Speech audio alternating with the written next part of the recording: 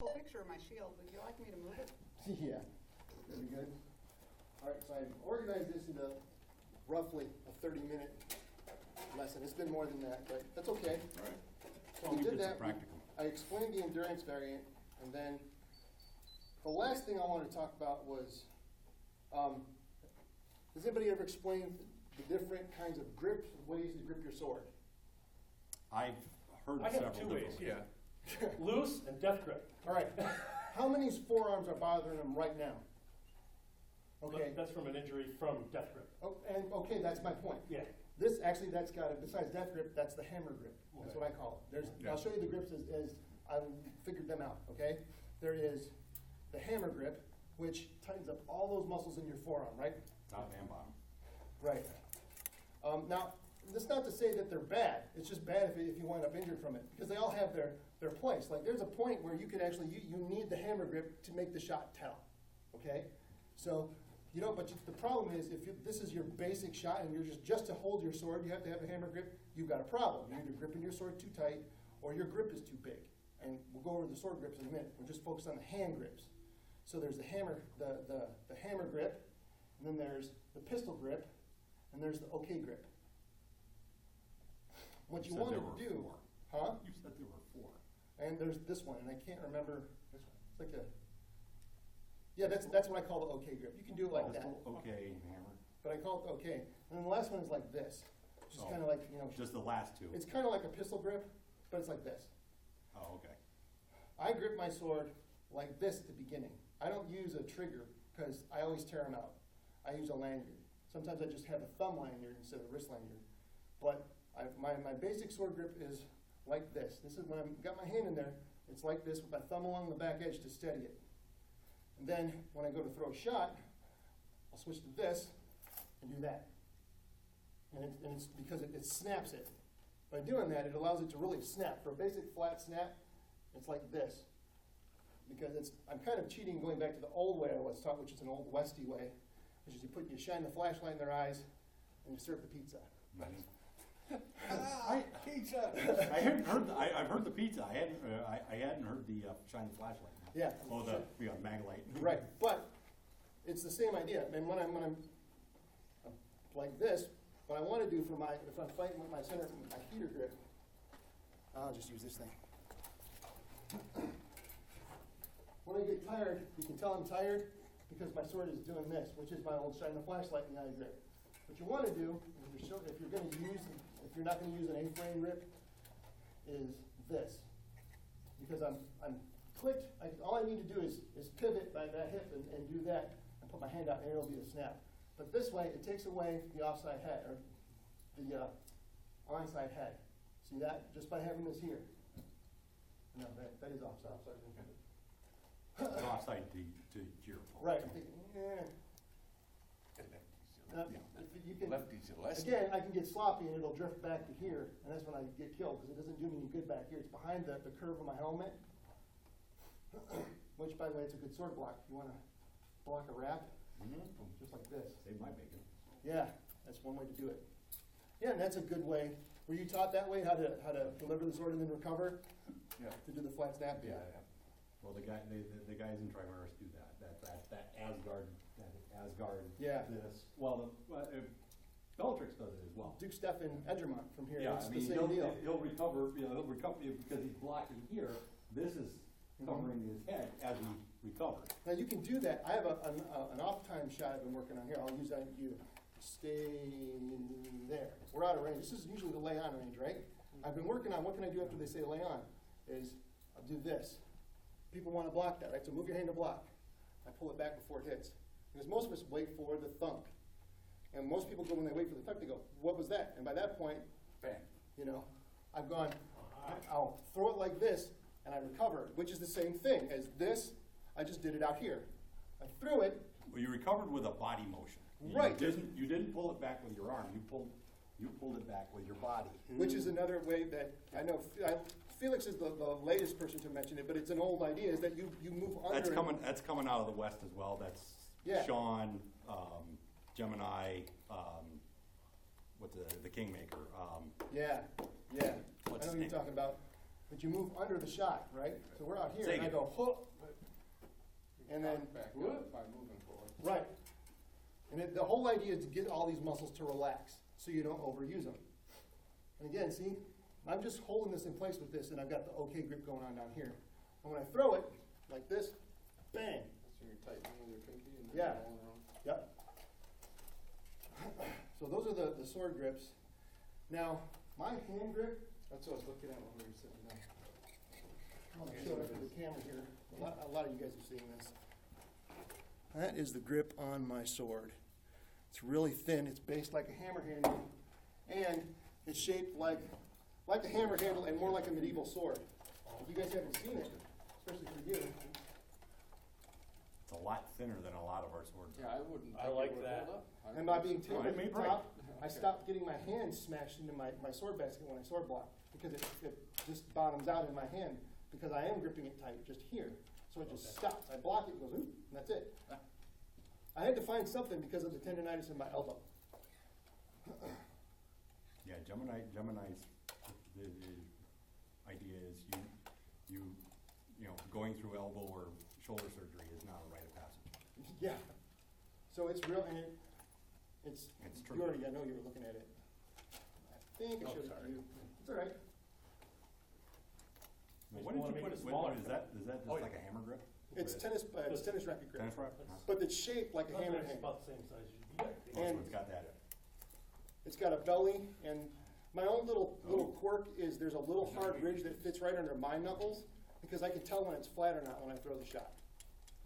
I don't even have to look, I can just feel it. Is it shaped? Yeah, Mhm. that's a lot bigger, and that felt comfortable for the grip. Yeah. My hands are a lot smaller. Yeah, this is just a tree trunk with tape on it. Yeah. And a dog toy. Yeah. Which, I don't have a problem with the dog toy, but if No, you, no, I, you can Well, I feel get it. that a Take lot. my swords anyway. hey, we walked into that Cub Scout demo, and the first thing I heard when I walked out is, "You got a dog toy? Why do you got a dog toy?" Replay fetch. I think the biggest thing that is often overlooked for people is the interface between your hand and your sword. What is, and that is the grip. What is the grip like on your sword? So I spent probably 6 months to a year just experimenting and shading it down. And what it wound up being is when it feels like this, I shape it down a little more when I'm working with it. And what I do is you can use a belt sander. I have access to a belt sander, so I use it. But you can use just a draw knife with it, and a draw knife, a wood rasp, and some I sandpaper. start with a draw knife and then finish it with a belt sander. to get That's what I used to have this too. I don't have one, but And I give it a little belly. I don't have right-handed or left-handed swords. I never do that, because if they break, I just can pick up my next one and go. They're left-handed. This one has to be my left-handed sword because it's got this piece of metal that goes on the inside to protect my wrist in here. But the grip isn't a left-handed grip. I used to do left-handed and right-handed grips, but I don't do that anymore. Wow. Yeah. I could make a go of this, but that's really thick. Although it actually is kind of tapered. I just take, yeah, I did. Well, that was because of the, This is by my hand, isn't it? Who made that? just because of the way that, no, I bought 2 of them and then cut them here so This that I is- didn't. This is better, but it's thicker That than I makes like. sense.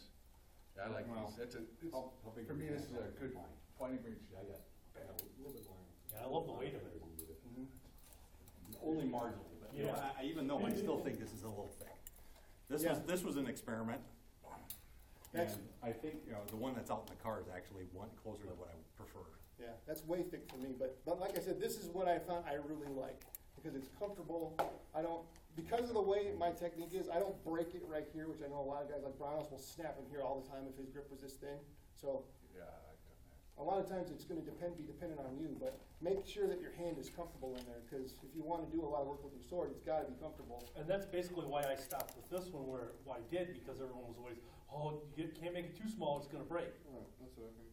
And so I kind of stopped with this and just had the taper, but yeah, Well, here's what I'm beginning to find.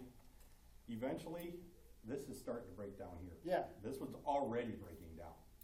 And I think it's gonna, if you're hitting consistently, which I'm getting to, you'll notice the damage is now Yeah. contained to about there instead of there. Uh-huh.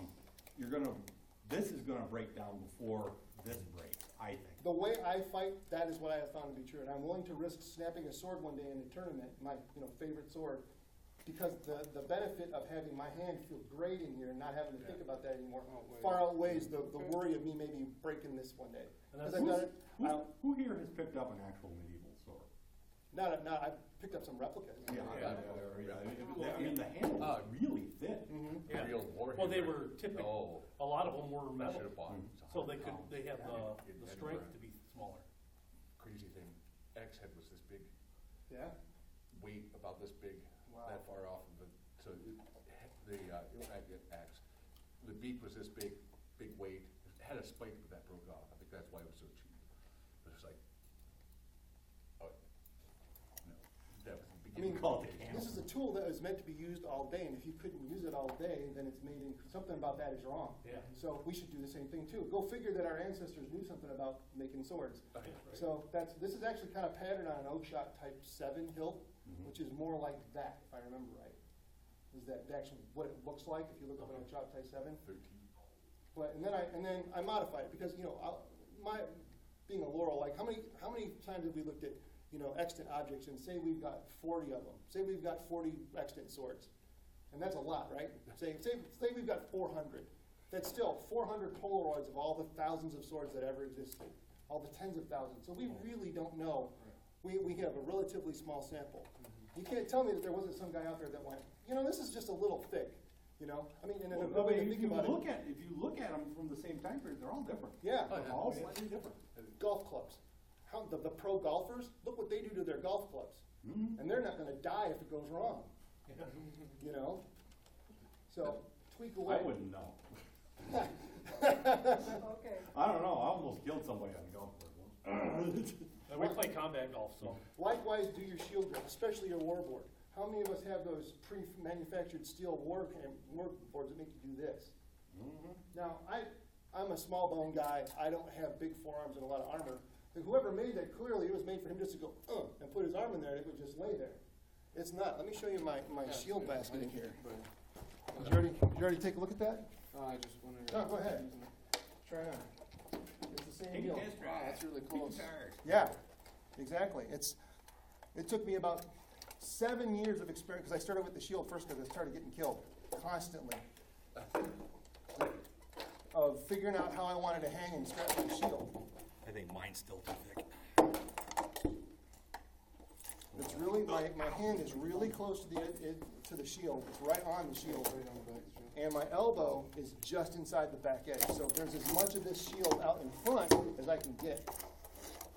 Do you normally snug this down? No, that's it right there. Because when I'm holding it like this, when I drop my arm, drop it, see how that bottoms out? You can feel that. It's like, okay, I don't want to go any lower than that. And when I started with this shield shape, I'll show you, I'll get back on camera here. I would practice with this being strapped like this. It's loose, and then when I would drop it, see how it snugs up?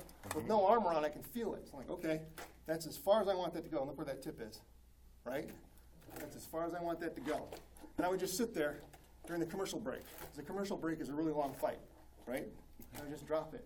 So I got used to that motion being that. But you can see my grip. I made the grip myself. It's a barn. It's just a handle from the drugstore, from the hardware store, and a dowel rod with masking tape over it. And I experimented with the dowel rod so it wouldn't feel like a log in my hand again. I think that's where I'm going off here. But you get too big grip. Actually, I wouldn't go for this way it's. And you know what? That's, yeah, it's really personal. Oh, yeah, you fine-tuned it to yourself. Right. Right, but then again, His shield, Yeah, but you got big I arms. put it on, and it was beautiful, absolutely I did the same thing perfect. that I did when I had my For, mouth on. for me, it feels a little loose. I can't fit over It's, because it's, it has to be straight. pushing my armor into my elbow, Mhm. the inside. So it's like, I can just see getting into this. And all the weight's right on the top of my hand. Yeah, but the way I'm holding it, I don't mind that because now I just sit here. It's just sitting. I'm totally relaxed in here and just moving it. remember, he's got a different Right. position than you do. Oh, I know. Yeah. Because you're, when you're holding it, basically, you're holding it up with your chest. You're not holding it up with your arm. Is that a fair statement? Cause you're. It's actually my back. I found that I've got one little muscle in my back that I didn't know I had until I started fighting with a strap sheeter. You have more of a relaxed grip on it? Yeah, it just sits in here, Okay. just like that. The padding might be a little smashed down from overuse, but it was designed so that I had to jam my hand in there. And then I just barely, like my sword, I just kind of grip it like this, and it just sits here. And when I need to, I can. Yeah, that moves quick. And the shield weighs about 11 pounds. Really? Yeah. Yeah, I can't believe it. It doesn't feel like Well, it. and that's the most extreme movement you're ever going to want to make. Because right here you're doing this, right? And when I hold it, it's like that. It's over and like that. So I take that away. That center, this is gone. Okay, gotcha. Yeah. So I've got to Remember, move that's, over to come that's to. the strong part of that Mhm. shield. Yeah. Yeah, I've got to move So over here to this- get in here. This block is just, Yeah. that's it. I mean, it's still, it's still overt, but it's small. And then if I see you drop, I'm getting Yeah. a teardrop, so I And I've gotta gotten in strap the that habit different. of reinforcing that with this. I need to Little do it Russian and just kid. have this constantly loaded to fire. But that's something Yeah. I'm working on. I mean, I got tired of getting. This just rests a leg right on like the, yeah, all the weight's on the after inside of my elbow. when I first started doing that, it was really comfortable. I felt it, I started feeling it right Yeah, there. there's one muscle in your back that you can feel it back. And one bastard muscle. Okay. All right, yeah. Go ahead and get in your stance, and then I'll, there, lower that. Well, it's shorter than it should be for us. Yeah, there's that muscle in my back. Yep. Yep. Yeah. You see, now, yeah, it's just a little movement there. If you a squat little movement down. there. Yeah, and that's what I really want to do is just sit. Mhm. Instead of, I've gotten in the habit of just dropping that arm. Instead of doing that, just sit or go. Just move it. That's one thing I've been trying to do, is try to get used to It never fighting really- like this instead of It doesn't really here. bind up on my arm, though. Because then I don't have to worry about dropping down as much. Well, you can fight goofy. Here, I'll trade you. I didn't think how I far I sweat would so have to much drop that shield with to like get that front and back. back. And that's good too, because it keeps them thinking. Yeah, If they're you thinking, they're got not long reacting. forearms like me, so.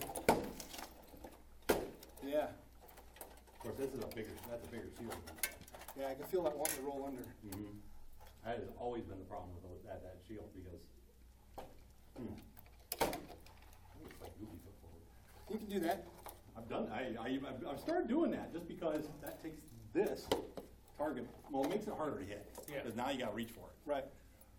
And people like to do that for some silly reason. That's what hit them. But yeah, with the center grip shield with the center, the strapped heater, you just want to have this corner being just inside your nose. You don't want to do it like this and blind yourself, and you don't want to do it like this and blind that eye. It's just to take this center thrust away. So there's just this to block the head, and that to block the leg. And with it sitting there, you can still see down this way. Yeah. Now, dog likes this because then with it canted, he can see that entire offside of your body. I don't like doing that because I can't make it work for me. You know how I think that works? Because what he does, part of the reason that we both have that shield strap that way is he'll kick this out, and that strap will stop when he with like this, and he just like kicks that edge back out, just slides it forward like this. Mm-hmm. Just goes doot, like that, and that strap will hit here and stop it from overcommitting. So that bottom corner takes that out. It intercepts it way out here. I can never make that work for me. Because I've seen guys out west, they're fighting like this, but one thing I hear them say is face the weapon. So they're actually, they're normally we're straight up. So they're, this is where we want to be because of the classic A-frame. But they've got it a little bit further over like Dog has, but they're facing the thing that can kill them. Mm-hmm. So this corner here is actually bisecting that shoulder. So Tomorrow's going to be a lot more about just fighting philosophy. I mean, so just so Payback time. they're actually yeah. like this. Aren't they more like, Well, they got it back here, yeah, but yeah, they're in here, and okay, yeah, you take that shot, but I'm facing the shield, mm-hmm. and you gotta all I gotta do is just a little motion here, And And they're it picks it totally up. loaded to go. and it's all loaded up, because then it's, it's just a stylistic difference. Yeah, But I think that's where that comes from, where you could get away with that, because now this is protecting the offside of your body. right, Because this is behind you. So all you're doing, as long as you're facing that weapon, yeah. so if you start to throw, I'm facing the weapon. Mm-hmm. If you come to the offside, Wait a minute, I gotta think about this. Okay, I guess, I'm facing that weapon. right? That's the motion. You keep that, just that small body movement to keep the strong part of that shield between you and the thing that's gonna kill you. And therefore, small body movement, small But I motion. guarantee if you start to practice out with just the drills, you will all get better Oh, yeah. in an amazingly short I period of think time. I'm gonna try making a grip like that. I like that. And I don't that's, think it's gonna work on that shield though. you just have to cut it down, it's fiberglass Nope. or canvas over wood. It's canvas over aluminum. Oh, okay. You're That's the, You're glutton for punishment. Huh? You're glutton for punishment. Look at me. Do we have to? Hey, I got a canvas over aluminum. I know, but it just makes it heavy. I know. Yeah, I got paint over I aluminum. just got And then I wood. painted it. I got paint on wood. I've got paint somewhat on aluminum. Canvas, aluminum, paint. Oh, and that's signed vinyl. Yeah. Since His Grace works at a sign shop, he makes all of the shield covers for me. Oh, nice. Does he take commissions? Probably. Never thought about that. Awesome. Yeah, he's like Corel Draw or whatever, if you have any access to that, and then shoot, He probably places in town. There is a place in town, Division Now, 20. What is it? you get the design on a It's- thumb Sign drive. Yeah, a thumb drive and Oh, so you can a take it vector, any- a vector file or something. It's signed by, here, you can show it to me if you want. Oh, yeah.